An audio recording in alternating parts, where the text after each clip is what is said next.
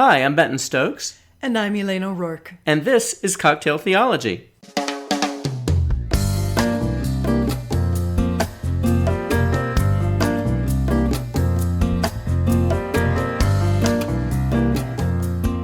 Hello. Hello. How are you? I'm well, because you have made me something very tasty, and we get to talk today about things I like to talk about. Well, there you go. The drink we're having today, you guys, we always kind of tell you what's in the things we're drinking, and we rave about the cocktails, whether they're classic or something we made up or whatever. But this one we're really excited about. We think it's kind of special, and so we thought we would just maybe share this recipe with you guys.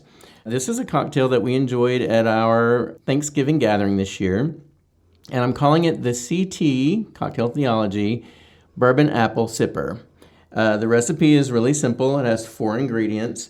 So for this drink, I used Evan Williams bourbon, just their black label bourbon, which is a fine kind of everyday workhorse kind of bourbon. If you want to take it up a notch and use Maker's Mark or Bullet or something like that, feel free. But for our version, I used Evan Williams. And then we used an apple brandy that is actually on the less expensive side. It's E&J.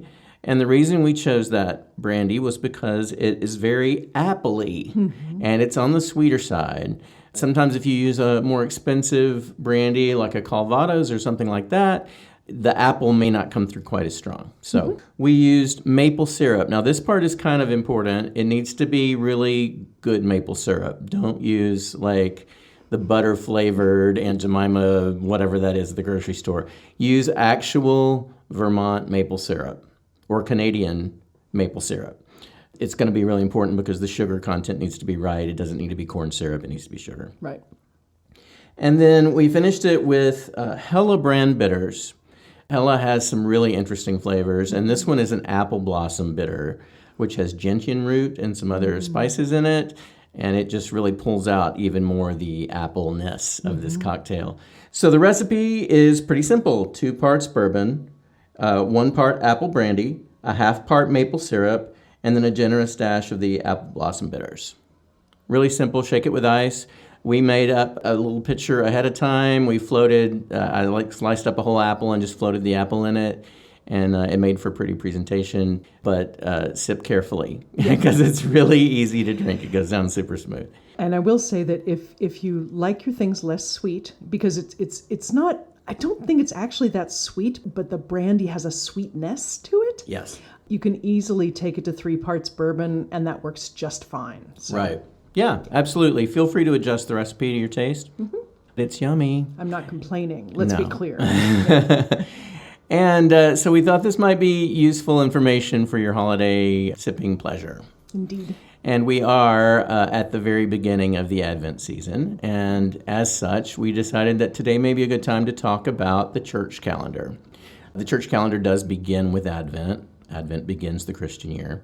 And Elane, you actually preached a sermon on Sunday. You had some information in it about the church calendar that I found really useful that I thought our listeners might appreciate, which is where this episode's kind of springing from.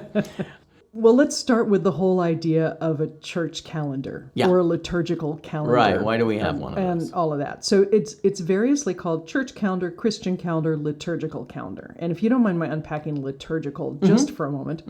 So the word liturgy is it comes from the Greek word liturgeia, which means work of the people. So the liturgical calendar is the calendar that organizes the work of the people in terms of their faith. It's sort of not a church calendar because many churches don't use it, and it's the same thing with Christian calendar, but it is absolutely the liturgical calendar. I don't use it because nobody knows what that means. Okay, so there's that. There are basically 2 things about the church calendar that are useful to know. One of them is that it's complicated because it's based both on the Julian/Gregorian calendar, and that's the one that was instituted by Pope Gregory, and it's the one most of us use, 365 or 366 days normal, blah, blah, based on the sun. The church calendar is also based on the lunar calendar coming out of Jewish tradition. So you have those 2 things that, it's one has 12 months, one has 11 or 13. It's complicated, right? And then on top of that, we've got these 2 holidays that are sort of stuck in there. Okay? So Christmas At some point, it was decided that Christmas needed to be laid on top of a pagan holiday that was being observed throughout the empire. Ah. And so they determined that Christmas would be December 25th. Okay? Which is, in terms of either the Gregorian calendar or the lunar calendar, completely random. Yeah. Right? So you have this holiday that's stuck right there. That also means, because the holiday known as Epiphany, which is when, at least in the Western world, when the Magi showed up, because that is specifically 12 days after Christmas, it's always January 6th. Those two things throw the whole thing off. Right. Okay? So, as you mentioned, Advent begins right now. And for those of us who live in the United States, the easiest way to remember is it's always the Sunday after Thanksgiving. Right. Always Sunday after Thanksgiving. There are 4 Sundays in Advent. The fourth one can also be Christmas Eve, as it will be, I believe, next year. So it's not always 4 weeks. It's 4 Sundays. 4 Sundays, right. Which, again, it's a lunar problem. Yeah. Okay. All of that to say, that's the structural piece. The other piece, well, the second other piece is, I just want to remind everybody that we all live by calendars. We do. And we live by the ones that actually affect our lives most. So if you're a student or you are the parent of a student, you live by the school calendar. That's true, you do. Right? So just remembering that. So the idea of living on a calendar that does not begin January 1st and end December 31st is not that weird. Okay, now to the stuff I talked about on Sunday.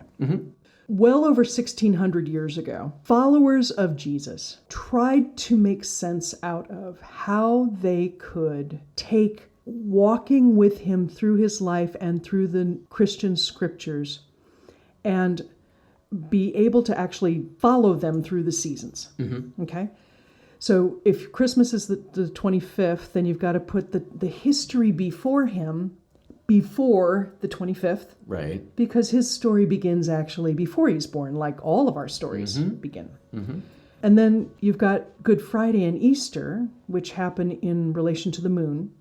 So you've got this really big chunk of who Jesus is in this very short period of time. Right. So what they decided to do was to try and take all of this history, the 42 generations from Abraham to Jesus, or the beginning of creation to Jesus, and try to pack them into a way of thinking about it that would be an entire year. So what we do in the liturgical calendars, we begin 4 Sundays before Christmas, telling the story of how Jesus came to be, the prophecies. Usually there's some John the Baptist in there for reasons that are complicated. Right. But it's that basically why about Jesus. Then you get the birth of Jesus. And then there's this sort of mad dash toward Lent and towards Good Friday. And during that time, you're looking at his miracles, you're looking at his teachings, but really kind of leading up to why he got crucified. So then from there, you go to Easter, and then Easter is followed by Pentecost. Pentecost is a Jewish holiday, so it adheres to the lunar calendar, but it's always 50 days past Easter. And then during that period of time after that, after the resurrection, after the Pentecost, you're really looking back at the kinds of things Jesus did and the parables he told and what that means for us. So that season of Pentecost or common time or whatever is the period of time where we make that connection between what Jesus said and did and what we are supposed to say and do. Yes. Okay. Yeah, that makes a lot of sense. So that's the overall church calendar. That's basically how it goes. Questions, thoughts, comments. Otherwise, because I can go on about this for a very long time. No, I find it really interesting. I did not grow up in a church that adhered to the liturgical calendar. And so when you and I met and began doing ministry work together, it was all kind of new to me. And in fact, at the church that I served, and that we both served before coming to California, it wasn't something that was practiced there either. But as the worship director, I started leaning into the seasons a bit with the ways that we approached the season of Lent leading up to Easter. not doing an Easter cantata where Jesus is raised from the dead And 2 we're weeks all before grateful. Easter. Thank you. We're all Right. grateful. Right. And I've learned the same about Advent, that, you don't sing Joy to the World on December 1st. You wait. And it is a building Yes. and a waiting. And as somebody that still leads worship during Advent, I do find it a little frustrating, because you've got all these really great Christmas hymns and really great Christmas just songs, gospel songs, that I want to use in worship. But really, I can't really, if I'm going to adhere to the calendar into the season and try to follow the rhythm, those aren't songs we sing until we get there. That's right. So for those 4 Sundays and everything that comes in between leading up to Christmas is more songs about kind of longing, waiting, and anticipating. And then each of the weeks then also kind of carries a theme with it. You have a Sunday that's devoted to hope, one to joy, one to love, one to peace. And so on each of those Sundays, you're also sort of focusing us there. So there are these things to think about in terms of keeping a rhythm. It's like not jumping right into the celebration too soon. Right. I think of the way that Americans go at Christmas and Easter is we go from chocolate to chocolate. And so we don't lead up to that, and we go from turkey to chocolate, right? Or even pumpkin to turkey. Or pumpkin to turkey. Yeah, I mean, it's just, and the key is this, that naturally in the rhythms of the earth, there are feast times and there are fasting times. And fasting here, I don't mean punishing yourself or even spiritual discipline. It's just that sometimes there's more food, sometimes there's not. That's just the natural rhythm. And so the rhythm of the calendar has that aspect too. So your feast times are Christmas and Easter. Your fasting times are those periods that lead up to those, because what you're trying to do is refocus your attention on Jesus. If you're talking about leading up to his birth, or you're talking about leading up to his crucifixion and resurrection, you want to be focusing your attention. So you're supposed to be, if you're following the calendar, exercising spiritual discipline during those times, so you're paying attention. Right. The problem is for us, and probably for you as a worship leader, is that America pushes Christmas way early because it's better for commercialism to do that. Right. So it makes it really hard to emphasize to people or to find music that kind of goes, okay, wait, slow down. You just had this major holiday where you were rushing around trying to make a feast. Slow down. Yeah. Stop. Get quiet. We're going into times where the days get shorter and shorter. You're supposed to be hibernating. You're supposed to be getting close in. And that's the nature of Advent. The nature of Advent is waiting with expectation. The coming of the one who was and is to come and will always be. Yes. And slowing down enough to pay attention to it. Which doesn't tend to go well on Christian music stations. Right. Right. Or in church services that really lean into praise and celebration every week. And there are many churches that do. That's right. So getting quiet can be really uncomfortable if that's not what you do. Absolutely. And there are Advent songs that don't require your being quiet. Anything that is looking towards, we need you, come, can be an Advent song, right? Right. But there aren't very many that have that without also being kind of either, we're so awful, we need you, or we really need you, second verse, look, you're here. Yes, Right. yes. And I do find a lot of that. Yeah. Where the Advent is like a verse and then the Christmas is the rest. Yeah. Same with Lent. So we have this new book. Yes, we do. And in the book, Daily Contemplations for Misfit Christians, we follow the Christian calendar.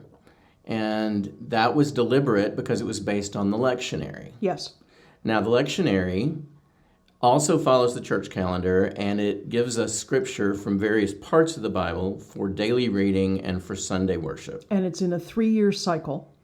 What the lectionary is trying to do, and remember, lection just means reading, so it's a plan of reading that goes over 3 years following the church calendar, is it provides multiple readings for each day.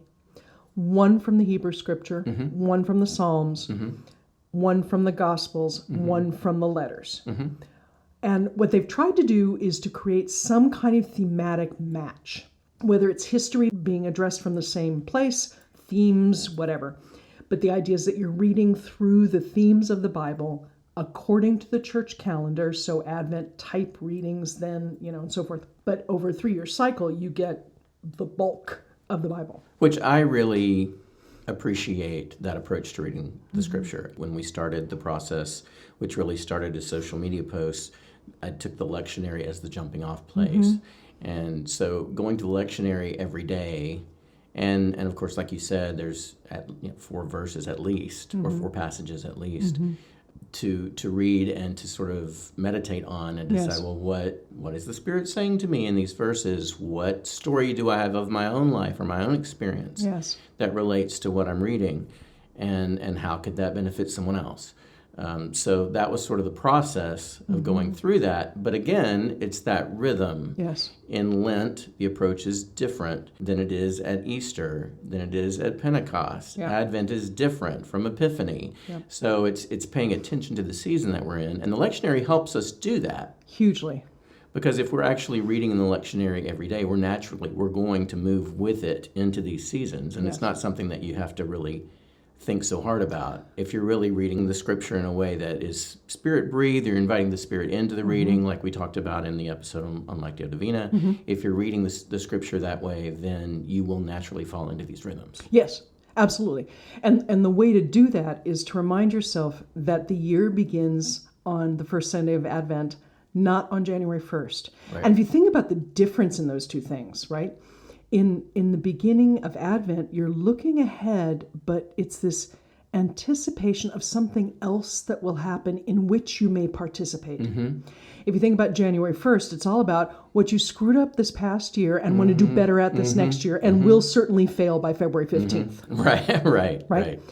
It's just such a different headspace on that. And I think part of that is, frankly, stopping the experience of feasting. Doesn't matter whether you're eating or not. The experience of feasting and holidays long enough to go, okay, let's calm down here a minute.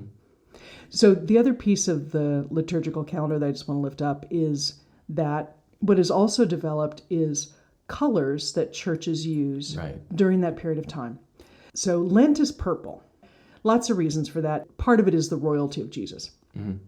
Advent has been both purple and pink because of the joy, and that's a whole other story. We'll talk about that another time. But there's been a movement to move it towards blue, so it has a difference. And so you sense the difference between it and Lent. Right. So this season in Advent, we have blue candles, we have blue fabrics, we change the shape of what worship looks like. So we're reminded of what we're doing during this season. Yeah, I really like that. Listeners would love to hear from you. What is your experience of the church calendar? Do you attend a church that observes it or not? Is this all kind of new and strange to you? We would love to hear your comments and questions. You can always email us at Elane, E-L-A-N-E, or Benton, B-E-N-T-O-N, at schoolforseekers.com. Also, we would love it if you would go to our website and join our mailing list so that we can communicate with you on things that are coming up. We are in the season of Advent now. Our year is revving up and winding down at the same time. That's right. And but we have so enjoyed this season 3 and are looking forward and already planning episodes for season 4. So we'd love to hear your suggestions for episodes and your ideas for cocktails. Please. We are always open for those things as well. Anything else? There's always something else, but right now there is not any more in my glass. Oh, well, we got to take care of that. Yeah, we do. All right, you all. We'll talk to you again soon. Thanks. Bye.